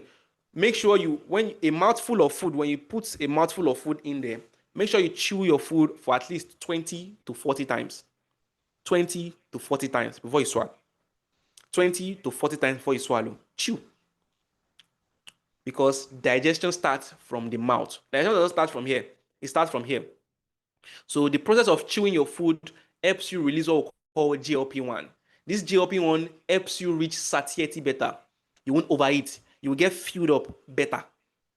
But when you rush your food, you won't get filled up quickly and you want to eat more. But when you chew your food properly, the body releases GLP-1. This GLP will help you reach satiety. You'll be okay. You'll be good to go without having to eat much. Okay. Then thirdly, hydrate yourself. Drink 3 liters of water per day. And if you want to take it seriously, you can add coconut water to your water or Himalayan salt. Add some Himalayan salt to your water that you take every day. It helps. It's better than just taking just ordinary water. But if you can't do that, take water regularly. Taking water regularly, hydrating yourself regularly every day, 3 liters of water is the solution to some problem that you have. Headache, water. Before you take painkiller, take water first. Sometimes headache is a symptom of dehydration. Take water. If you've not been taking water, or you walked under the sun for that day and you're having a headache, take water first. Or you are on your period, or you just finished your period, blood, and you're having a headache, take water first. Before you take painkillers, take water first. Or what else? Do some exercise, you're sweating, take water. You've lost water, so take water. You might find out that taking water will just help you eliminate the headache that you've been trying to take painkillers for. After taking water, if the headache is still persistent, get warm water and place your feet inside warm water for some minutes. If that does not work, then you can take it to the next level. These two, taking water and dipping your feet into warm water, will help you remove most of the headaches you're having that you've been taking painkillers for all of these years. So you will need to be taking paracetamol all the time. Now, when you talk about portion control, how you control what you eat, when you're eating, your vegetable must be 3 times your carbohydrate. Your vegetable must be 3 times your carbohydrate when you're eating. Your carbohydrate should be max 1 cupped hand, like this. When you're eating rice, 1 cupped hand of rice. This is what you need to eat. Nothing more. So the measurement will be in your own hand. 1 cupped hand of rice, of protein, of carbohydrates. Then protein would be your palm size. For protein, maybe your meat or your fish. Fish better. Your palm size.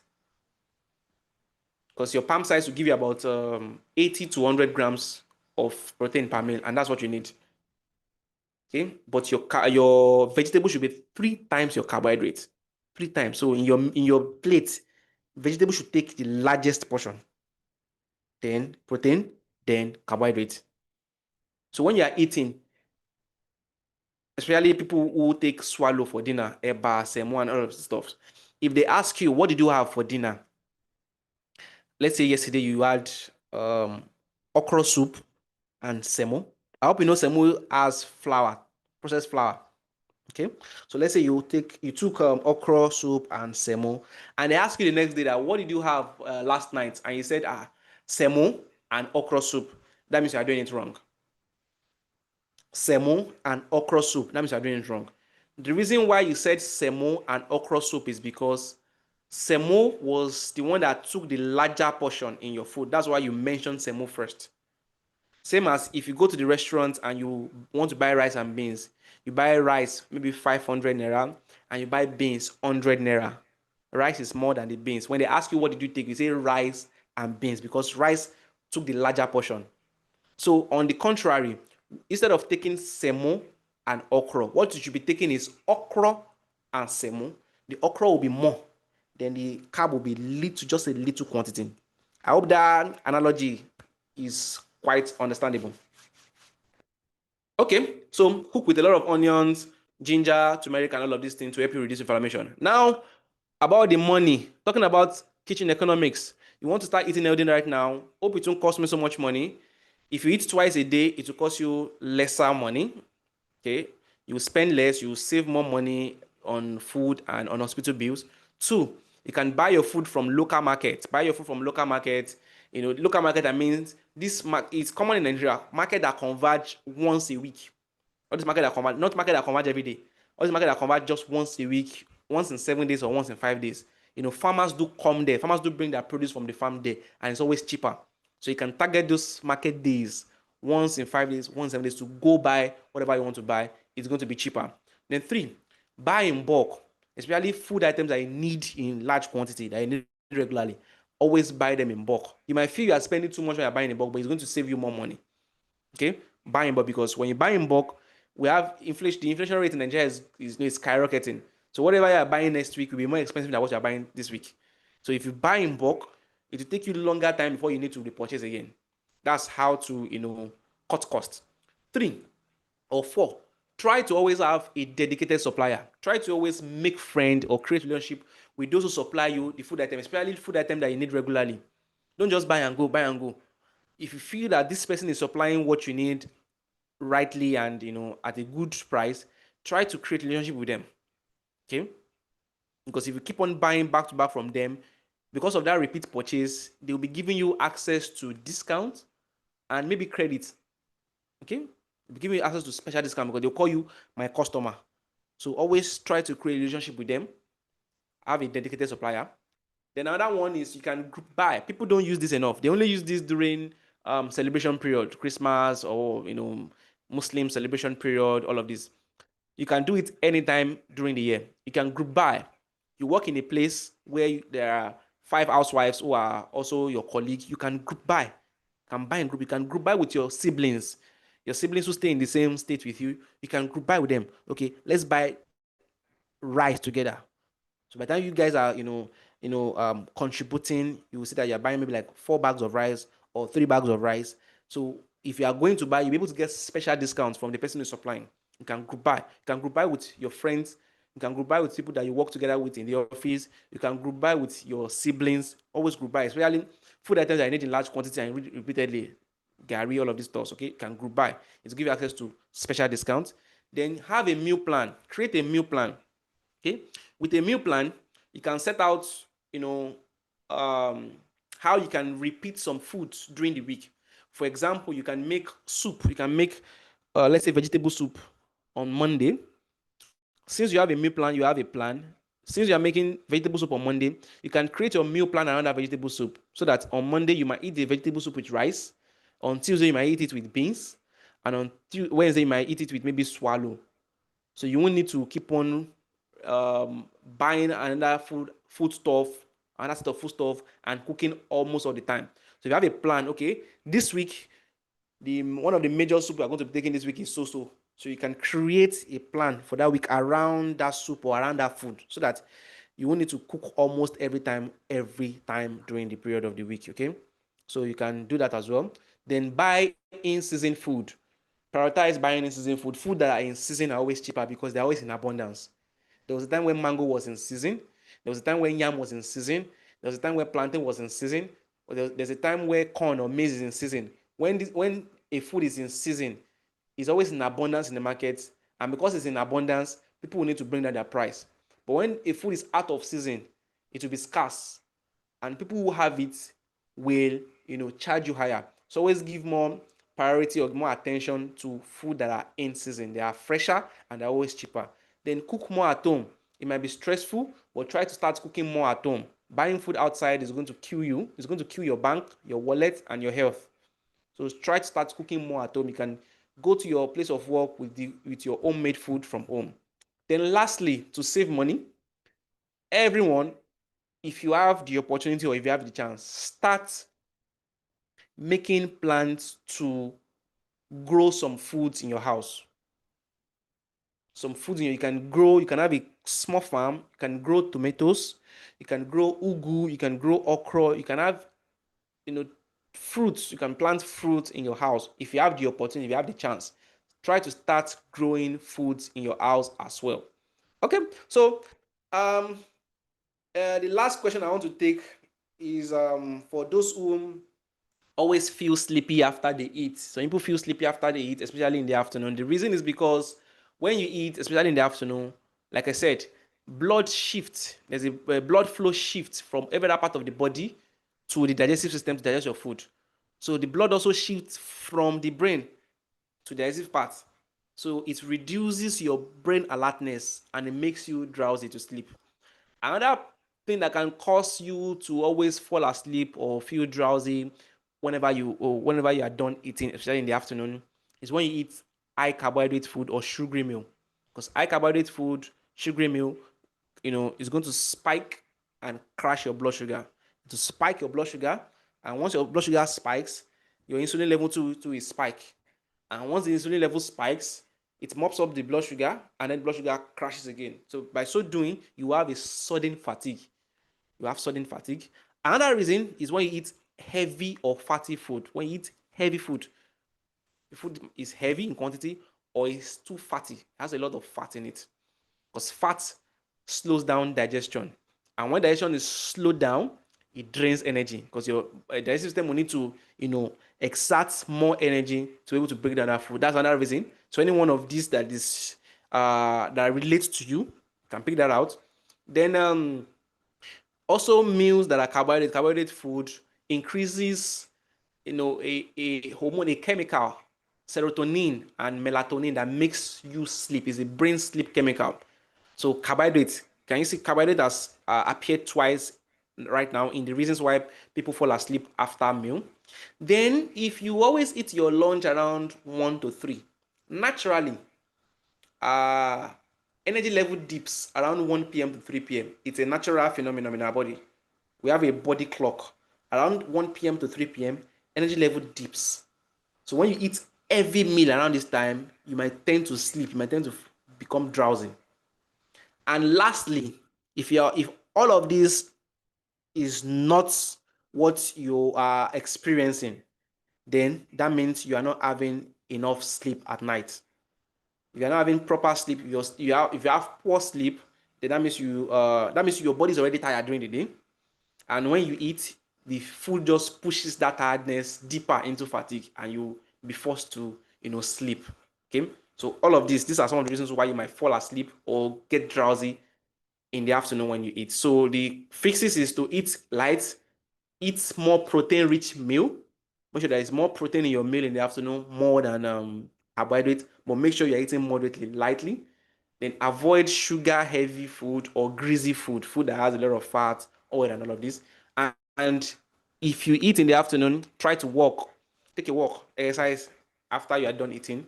And lastly, make sure you sleep well at night. Now, I have a gift for everybody. I have a gift for you. Okay, what's my gift? I have a book. I have a special book that used to go out for um about 7,000 naira, but I no longer sell the book. I want to give it out to you guys. It's been a while. I want to give it out to everybody to appreciate everybody for tuning in. The book is titled Slow Poison. Slow Poison. I broke down a lot of the things I'm saying here in that book, and I even went deeper in that book. in a way that you can relate with very well. So the title of the book is Slow Poison: Everyday Food That Is Destroying Your Health in Secret. Slow Poison: Everyday Foods That Is Destroying Your Health in Secret. Okay, so I'm going to give out this book to everybody. All you have to do, you do something for me. All you have to do is to, do you want to hear that? I want to get a feedback from everybody who attended this session, because we might be having sessions like this maybe once a week regularly, different topics based on the questions people are asking and the common things happening to help you. Prevention is better than cure. If you know better, you will do better. So we want to hear back from you. Send us a video of yourself expressing your satisfaction about this class. Just tell us how satisfied you are about this class. A video telling us how satisfied you are about this class that we are rounding off right now. How this class has opened your eyes, has opened your mind. And lastly, I want you to pepper those who missed this class. In that video that I sent, pepper them. Tell them that you missed this class. What you missed is so great. Don't tell them what you learned though. Don't tell them what you learned. Just pepper them in the video. Then I'll be handing you that book. That book contains some dangerous food combination. There's some food combination that you have right now that is dangerous. It contains the dangerous food combination that you should avoid. Then it contains some common bad food and the alternative. I didn't just add this food is bad. I'm giving a better alternative. Instead of taking this, slightly adjust it this way or take this as a replacement. Okay. Then that food also that book also contains simple natural detoxification that you can do all by yourself at home. Okay. It's an ebook. So once you send me the video on WhatsApp, then I'll send you the ebook on your phone. I hope tonight's class was valuable. Well, I will know in the feedback video. Send me that feedback video, okay? All right. So let me see if I can take a couple of questions. Let me see. If you have any question right now, just type it down here. I've not been looking into the chat box while I was talking. I didn't want to get too distracted. But if you have any question right now, just let me see in the chat if I can take a couple of questions before we call it a day.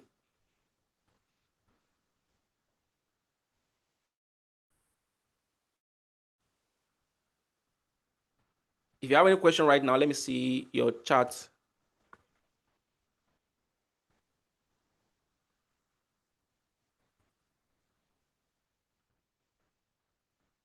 Any question? Type it in the chat. Type it in the chat. Yes, Mr. Olusoji, Himalayan salt is the same as sea salt. Yes, it is. It is. You feel drowsy mostly after morning meal, then take a walk. Take a walk and try to work on your sleep. Work on your sleep. I mean, work on your sleep. Like, make effort to get quality sleep. That's what I mean. Or after you're done eating, try to take a walk. Don't sit down immediately you are done eating. Okay, let me see if I can take this question is coming in too fast.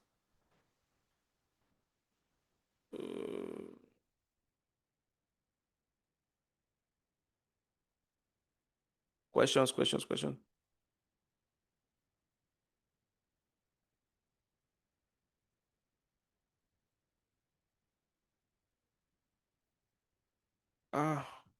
For those of you who are joining us for the first time, you can join our community. Just go to www.livinghealthyandfine.com. Okay, I think that should lead you to the community. www.livinghealthyandfine.com, as pronounced. Just spell it that way.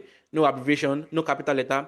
www.livinghealthyandfine.com. Okay, you should be able to get into the community. And the questions are coming in too fast. I used to feel asleep immediately after eating in the night. What time do you take your meal at night? What time? Is it late? If it is late, try to eat your meal earlier. Then, secondly, you can reduce the quantity of what you take for dinner. Reduce the quantity of what you take for dinner. Can we eat pork?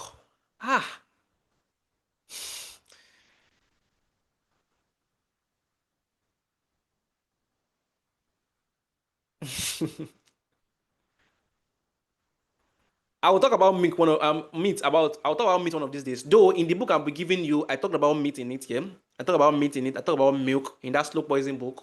So try to get your hands on that book, okay? I talked about it extensively. I was expecting questions related to what we discussed tonight.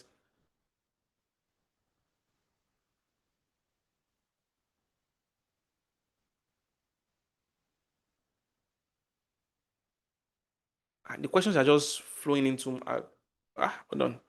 Let me see what I can do. Mm. Taking pap after dinner, let's say 1 hour is before bed. Is it okay? It might make you urinate frequently. Because pap is easily converted into liquid in your body. Okay, so it might make you use the toilet, urinate, back to back while you're supposed to be sleeping, and it will affect your sleep. Okay,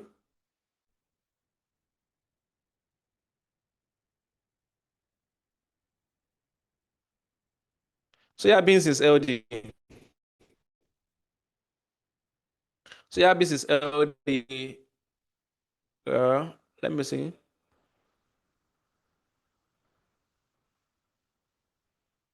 Someone is asking, how do you know LD supplements? That is a whole discussion on its own. Uh, Let me note that. Can you please send that to me on WhatsApp? I'll note it down. It might be part of what we're discussing in our next class. Okay. How to figure out supplements that are LD and not LD. Okay. I also talk about meat.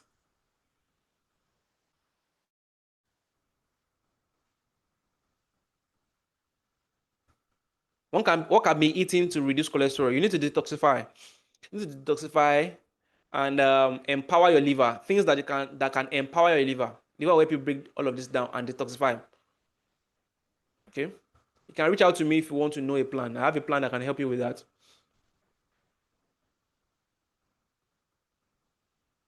Someone is asking, hope the food thing is not too late for those of us who are approaching 70. The food is not, adjusting is not too late if you're approaching 70. No. 70 is another phase, it's a new phase, it's another phase of life. Okay? You're not old, you're not going yet though. It's another phase. It's like between 60 to 70 is the retirement age. That's ideally once you are reaching 60 to 70, you should have retired or be planning very close to retiring. And then after retirement, the next thing is not death. No, that's reaping the fruit of your labor. So you are still meant to enjoy before you go. You're not supposed to die now. You're not supposed to go now. This time for you to now sit back and relax and start enjoying this pensionable age. When you start enjoying everything you've done in the past. Your children are not supposed to be taking care of you. If a system in the country is perfect, your pension should now be coming to you. All the things you've done, all the labors you've had in the past, this is time for you to now enjoy. So this is not the time for you to die. So adjusting your food right now is not too late right now. It's never too late. As long as you are still breathing, it's not too late for you.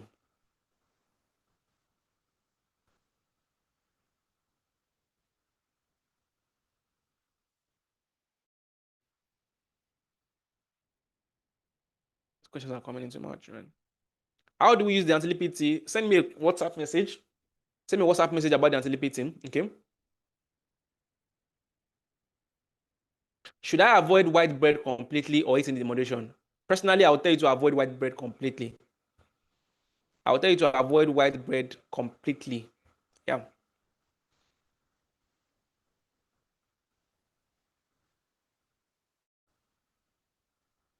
Mm.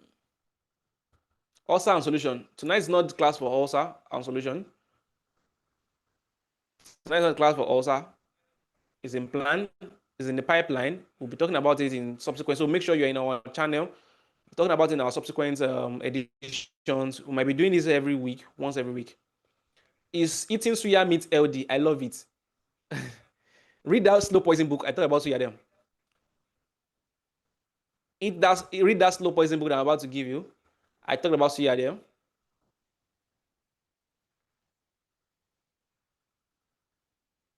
What can we add to Zobo to make it sweet? Does it have to be sweet? because everything in the world has to be sweet. Do you know our tongue, when God created us, we have different taste bud. We have the taste bud that's, tastes sweet taste. There's one that tastes sour taste. There's one for bitter taste and so on like that. So you're meant to, everything does not have to be sweet. Everything doesn't have to be sugary sweet.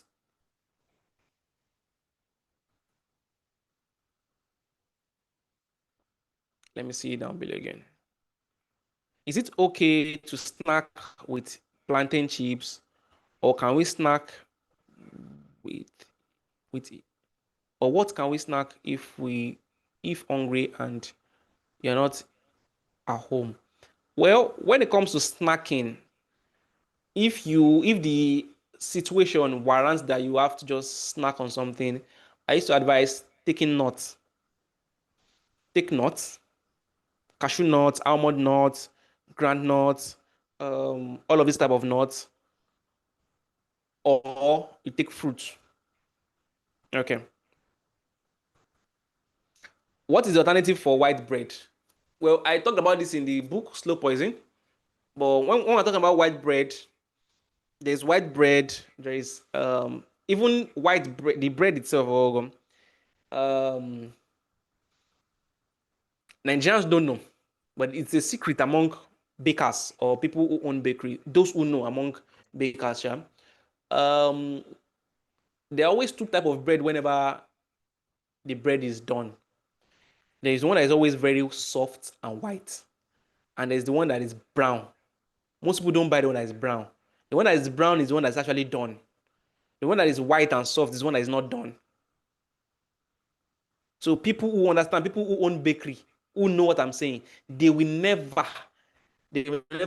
eat white bread with you. Never. That soft one that you like, they will never eat it with you. But because it is their business, it's what they make money from, they will not tell you, they will not educate you. If they see their children eating that soft bread, that white one that is not always brown, they will beat them as if they've stolen something because they know the side effect of that. So the brown one is still a little bit better than, but in all, just try to avoid bread. Flour is going to mess with your colon, it's going to mess with your digestive system, it's going to mess with your hormones. Okay? Is mushroom healthy? Yes, mushroom is healthy, but we have mushrooms that we eat and we have mushrooms that we don't eat. If you can figure out the ones that are edible, there's edible mushroom and there's poisonous mushroom. If you can figure out the one that is edible, mushroom is perfect. It's a good substitute to even meat.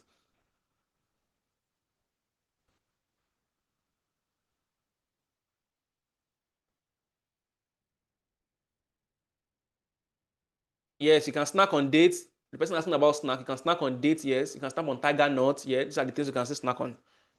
Okay. Yeah, roasted plantain boli is fine. It's fine. Yep. Is catfish good? Ah, catfish or any fish that is rare in the pond. It's a whole class, entire class. But I will advise you, if you can, stay away from fish that are being reared in a pond. There's something going on with fish reared in pond. If it's a fish that was caught in the river in its natural habitat, fine. But the one in pond, man.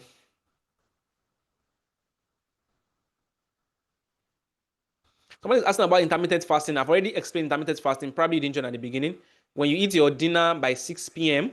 and then you are eating the next meal the next day by maybe 10 a.m. Between 6 a.m. and 10 a.m., you are fasting. That's fasting. So let's say you ate by 6 p.m.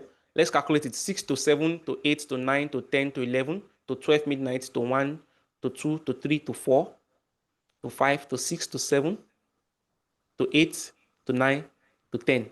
That's how much. That's about 16 hours. We fasted for 16 hours. That's 16 hours intermittent fasting. So that's it. For the person asking about intermittent fasting, Engineer Sharifuddin, what causes lack of sleep at night? Please, I wake up every 2 hours before daybreak. Firstly, a lot of things can cause that. We need to probe more. A lot of things can cause that. One of the things that is common is that, you see, our brain learns and unlearn. Our brain learns and unlearn. If you've been doing certain things that keeps you up at night before, and your brain is already used to it, you start waking up at that time. Think of it. If you always set your alarm to wake you up by 3 a.m., every day while you were working, while you were, still active in service. 3 a.m. for about 30 years, you were waking up 3 a.m., 3 a.m., 3 a.m. It will get to a point where you don't even need the alarm anymore. By that 3 a.m., you wake up. So even when you retire, when you no longer work again, you will see that you're always waking up by that 3 a.m. and you have problem because your brain has learned to wake up by 3 a.m. That is one problem. Another problem is if you always do things that keeps you awake in your bedroom is a problem. That's why personally I always advise, don't do vigils in your bedroom. If you want to do vigil, go and do it in the sitting room. Don't read in your bedroom. Don't watch TV is not meant to be in your bedroom. Don't press phone in your bedroom.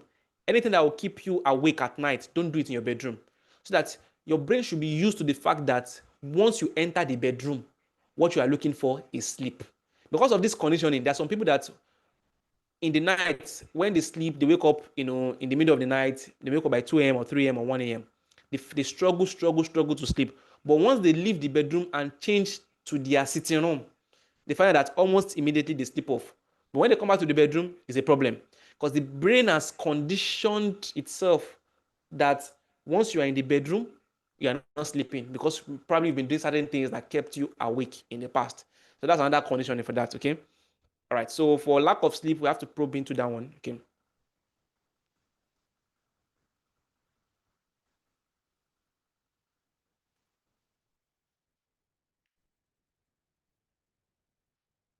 Okay, I'll drop a WhatsApp phone number in the chat right now. There you should send your videos. Send your videos, and then to join our community, just go to www.livingldandfine.com. Okay.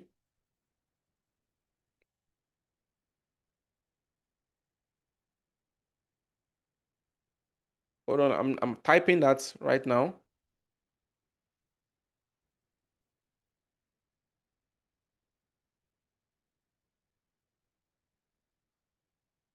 The WhatsApp number has been dropped in the chat. So send a WhatsApp message, not call, a WhatsApp message to that number. Send a video there.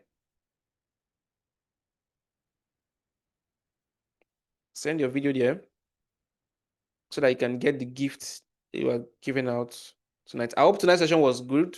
I hope you enjoyed this. So thank you for joining. Thank you for staying tuned. I remain yours sincerely, and the website is www.livingldandfine.com.